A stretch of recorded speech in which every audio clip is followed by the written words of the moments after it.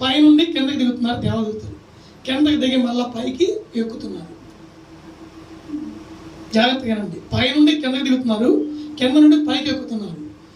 అప్పుడు ఆ ఎక్కుతూ దిగుతూ ఉంటే దేవదూతల్ని నిత్యాన్ని ఆ యొక్క ఆకాశంలో ఈ యొక్క యాకోబు చక్కగా చూస్తున్నాడు. ఆకాశంలో స్వరం వినబడుతుందంట ఆయనకి.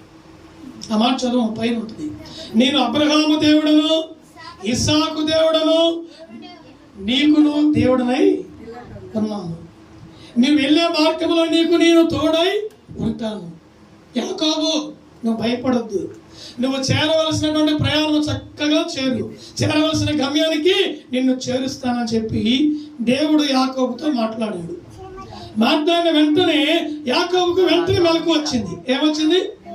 మెలకు వచ్చిందమ్మా, ఇది నిశ్చయముగా దేవుడు ఈ స్థలములో నివసిస్తున్నాడు. ఏం చేస్తున్నాడంట?